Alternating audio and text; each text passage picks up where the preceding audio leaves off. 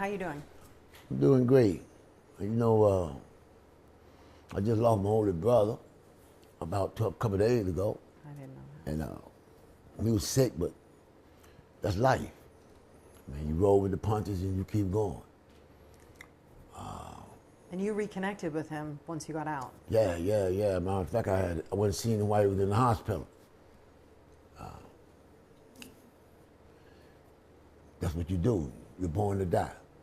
Were you grateful that, I know you lost both your mom and your dad while you were behind bars. Were you grateful you had this time with your brother? That you were out? Yeah. Kind of like a rebonding thing. You understand what I'm saying? Because in 44 years, you only time you do, you talk to him behind a glass or you talk to him sitting at the table. To be able to understand, sit down with him and talk to him, you understand, saying, you know, natural environment, a calm environment, you understand? Yeah, we talk, but like I say, he had his health issues. You understand what I'm saying, the things that he had to deal with. I'm just glad that he ain't suffering no more. How are you doing? Physically, you've lost a lot of weight. Yeah. I was too heavy when I come out of the penitentiary. Yeah, about 221. I mean, no, really, I'm a 5'8" and a half, you understand? So my weight, I mean, when I went in the penitentiary, I was weighing about 156. I was weighing 156. Right now, maybe good 180, 181. How do you feel? I'm all right. I mean, you understand, I ain't got no complaints. I can't complain, you understand, so anytime I can get up and see the sun rise. I can't complain. I can't complain because anytime I can walk out my door and not have the police following me or giving me a direct order, I ain't got no complaints. Because, you understand, so I feel as though, sincerely, I am a walking testimony to something that's greater than man. I sincerely believe that there is something greater than man. Because that's the only way, divine intervention is the only way I'm sitting here not talking to you. I mean, I've been to Vegas. I stopped and went to Iowa and Des Moines and Ames.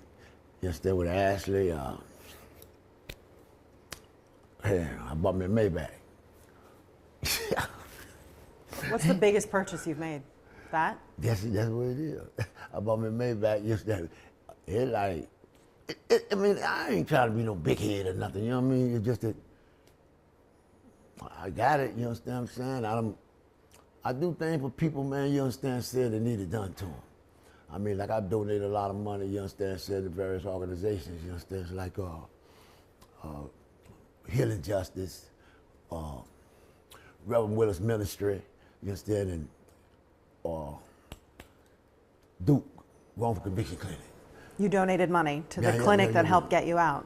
Yeah, the people, these are the people, man, you understand, that stood by me. My family, you understand, my family, you understand, I gave them, make sure they're okay.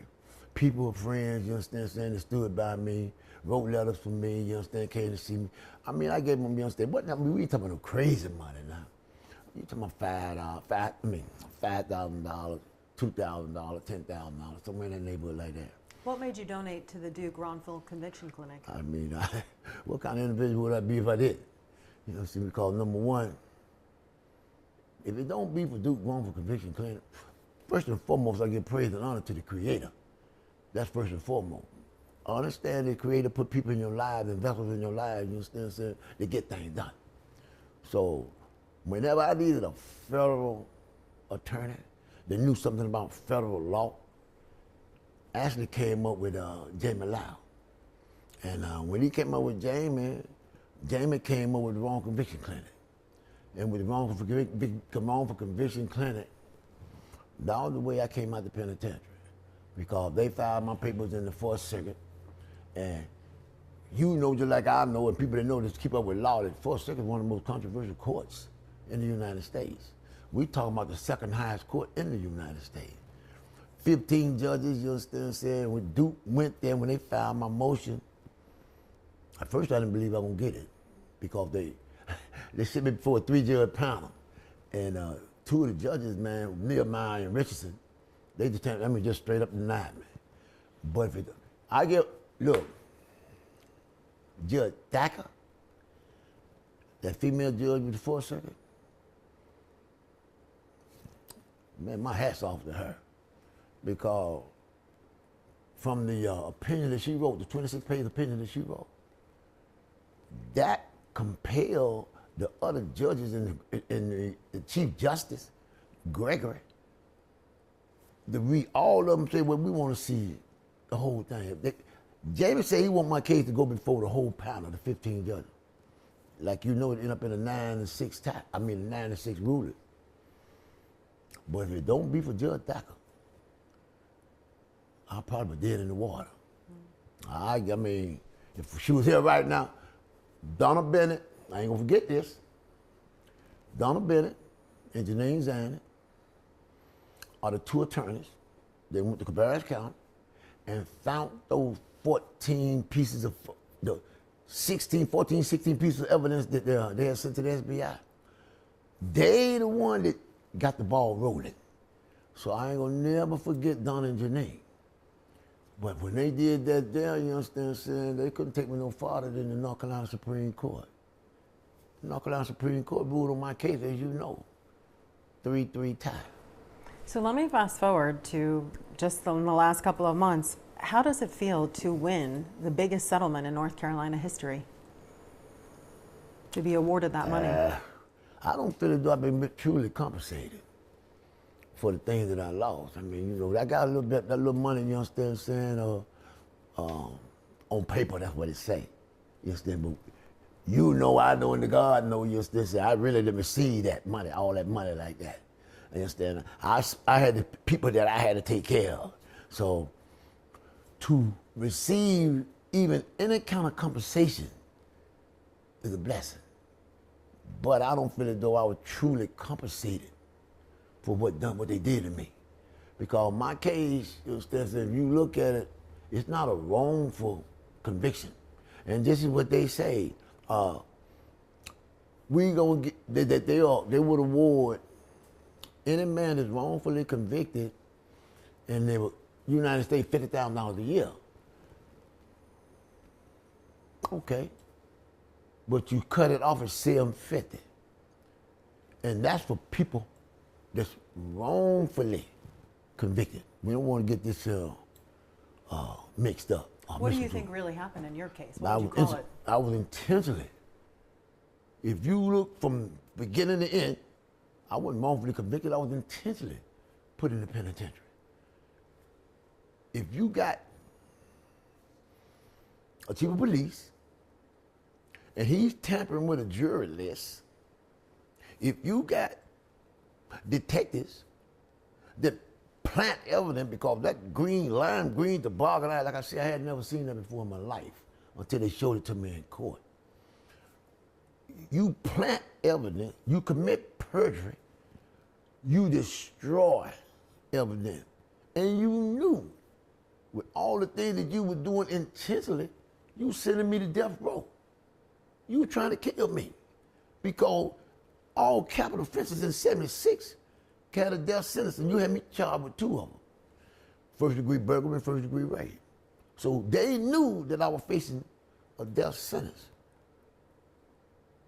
And to go as far as to start deleting names from a master list. And to go as far as the years that said, I'm going to show you.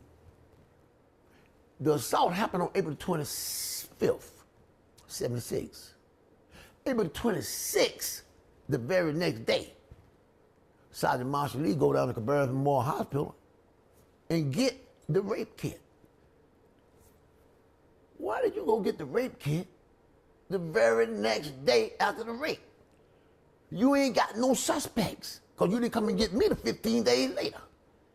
So why did you go get the rape kit and dispose of it? Another thing. You say the woman picked me out in court. Why you got me sitting up in there, me and my dad, for an hour, hour and a half, 2 hours, on a misdemeanor trespassing charge. So I'm sitting up in there not knowing that if there is another individual here that's supposed to be looking for a young black man. She say, when I stood up and walked down front, she signaled to Marshall Lee and David Taylor, who was sitting in the jury box. They'd been sitting there all morning. And she said, when I stood up and walked to the front, she signaled to them, that's him. Now we talking about a wealthy, white, influential white female, a pillar in the community, who's affiliated with Charles A. Cannon. Now, she just signaled to them two detectives, that's him. But you don't arrest me. You don't arrest me in court. The judge say, son, you can go, because the misdemeanor trespassing charge was some straight bogus. It was straight bogus. They just wanted me in a certain place at a certain time. I spent it though they used me as an scapegoat. You didn't arrest me right then. 2 hours later, you come down my house and tell my mama a lie. Miss Long, it don't take me more than 15, 20 minutes. He need to sign these papers that he forgot to sign before he left on the misdemeanor trespassing charge. Do anybody need to be with him? No, Miss Long, it don't take no more than 15, 20 minutes. I drove down and followed the police to the police station. She picked me out in court that morning. And you still ain't got a warrant when you come down my house. You still ain't got no warrant. You come down there with a mouthful of lies still. What should have happened to the police officers involved in your case? They should have been like Deuteronomy 19, 15 through 21. That's what should have happened to them. You understand? So you say the Bible, do you swear to tell the truth, tell the truth? You put my hands on the Bible, you swear to tell the truth, but you help God. So this is the book that you living by, the laws in this book. What you try to do to me should have been done to you. That's what I feel.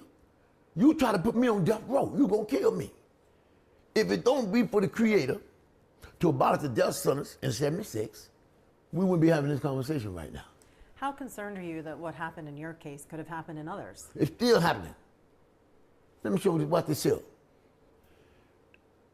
Ain't nowhere on God's green earth that David Taylor was supposed to be able to go to the grand jury and get an indictment.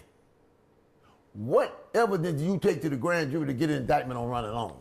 Because all the evidence you collected from the crime scene didn't connect me to the crime scene. And you're worried because they never looked at anyone else as a suspect. That's right. That's another issue.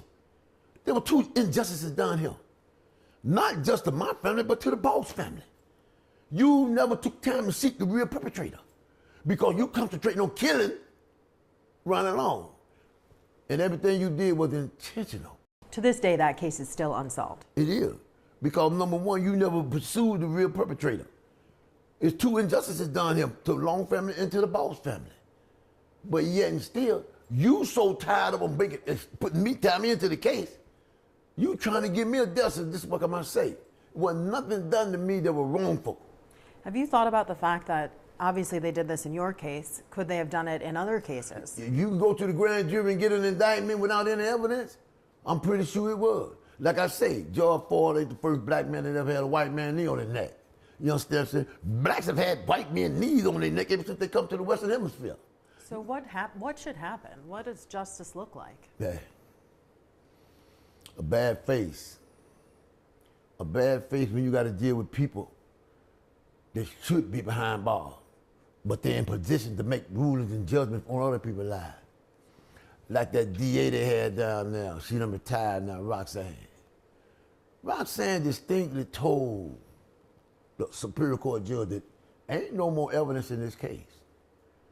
But the Innocent Inquiry Commission go in your office, DA's office, and find them 43, 40-something, 45 fingerprints. In her office, she done told the Superior Court judge. Do you think someone should be pursuing this case? Yeah, now? It should be something done to those, you understand, saying, that sit around and committed perjury, those that destroyed and hid evidence, those that go to a grand jury can get an indictment without any evidence. That's scary. I mean, that's scary for real. And I know for a known fact that I wasn't the first person in Cabarrus County that was lied on and put behind bars.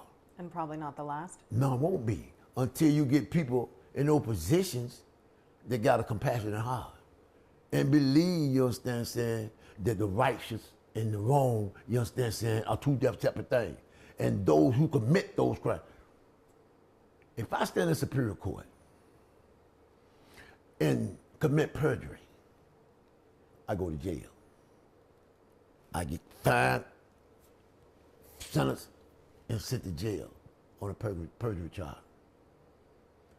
But an agent of the state can stand up in court and just lie.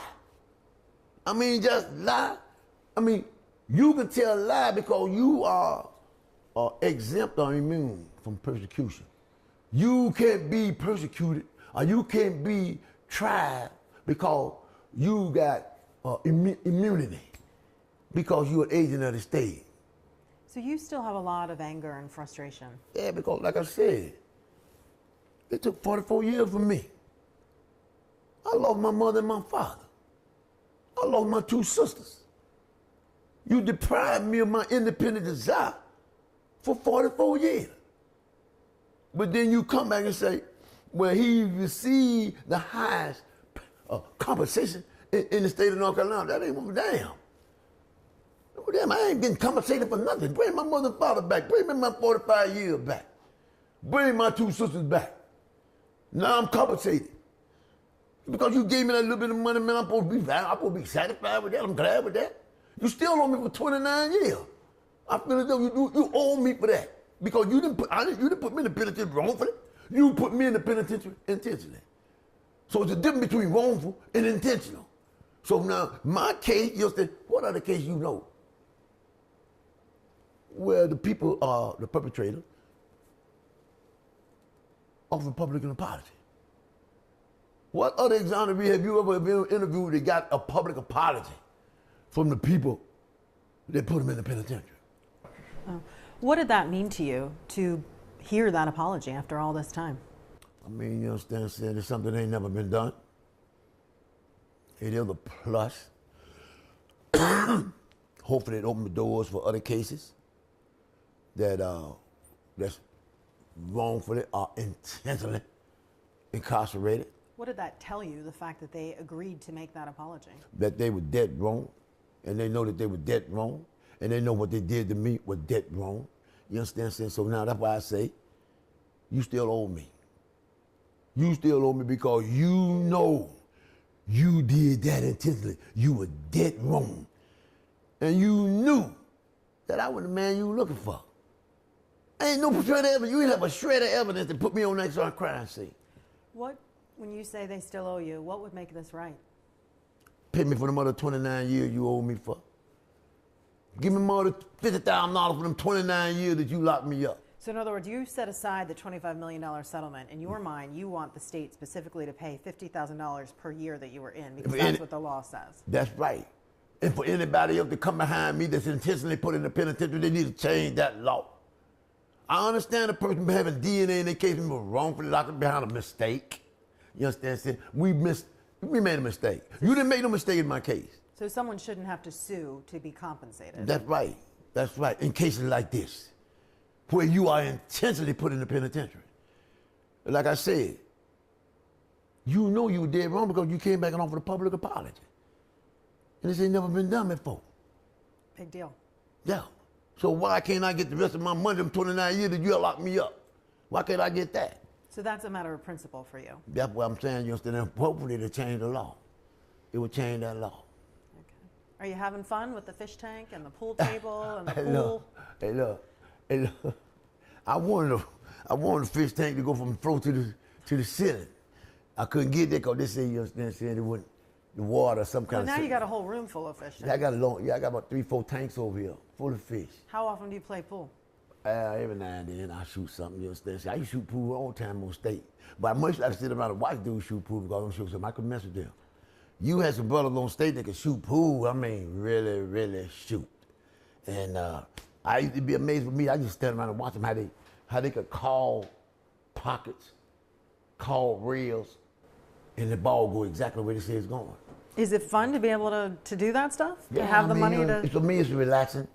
It's relaxing. It's a stress reliever.